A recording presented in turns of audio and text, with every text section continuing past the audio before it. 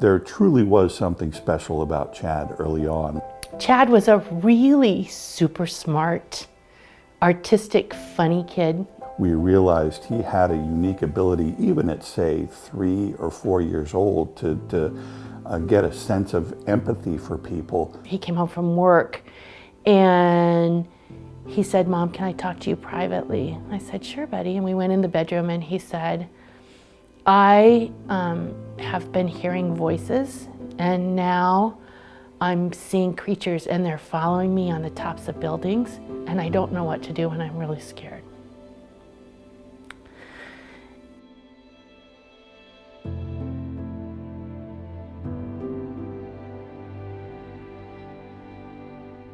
It's really clear how absolutely important Crisis Connections is in the community. The most important part is that we are the place for people to call if they don't know where else to call or where else to turn to.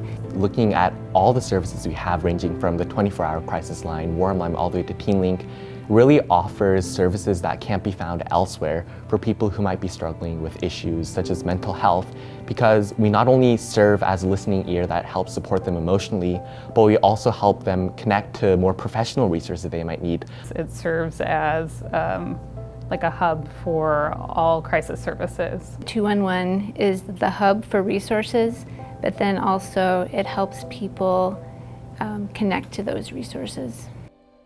There wasn't a lot of time. Chad made it about 7, 8 months after his first hospitalization. We kind of slogged through a very cumbersome, very unreactive system of care that for Chad was real ineffective. He had a couple of bouts with suicide, and every time before the last time, when he was feeling that way, he reached out to us and he told us the voices were telling him to do bad things to himself. We get a lot of calls from people who are truly in the midst of an urgent crisis. I think at the center of a lot of the calls that we receive is isolation and loneliness. I definitely think teens are very isolated because obviously we are connected by like social media, but at the same time that doesn't necessarily mean that we're connected about whatever issues we're talking about. Isolation can breed mental impairment for people. You know, being alone can make it more difficult to cope, but then also being in a place where you are experiencing mental health issues can make you more isolated. What that person needs is someone to connect with, but then also to help them kind of see what the possibilities are that they do have open and in front of them. Police came to our door early in the morning, about 6:30 on January 21st, 2016. They came in, very somber looks on their face, and said that they had Chad. He had very intentionally not shared this time his plans. That part for me is the most painful.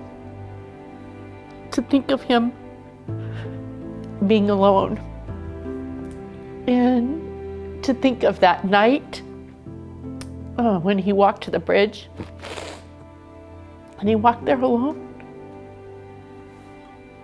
And that part is the most painful for me.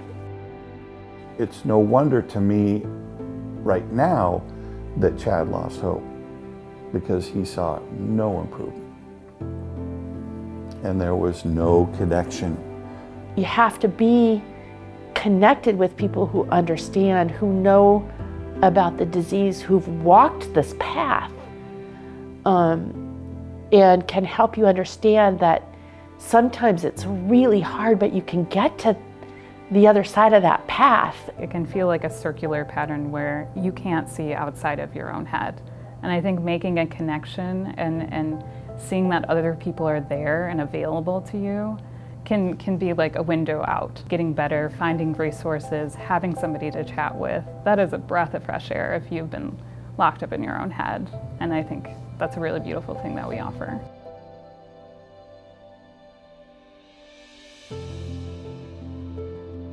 Chad's journey doesn't have to be other people's journey. I hope people will support Crisis Connections because we do play a vital role, and I see that we have the opportunity to expand that role and connect to even more people than we have been.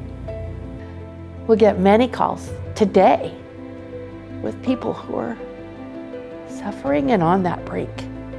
And we can't wait for tomorrow.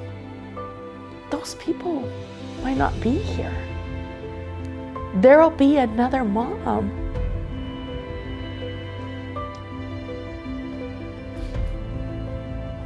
There will be another mom who sits in this chair. She doesn't need to. Crisis Connections is the catalyst to providing hope so that people can get care, so that people will thrive today and into tomorrow.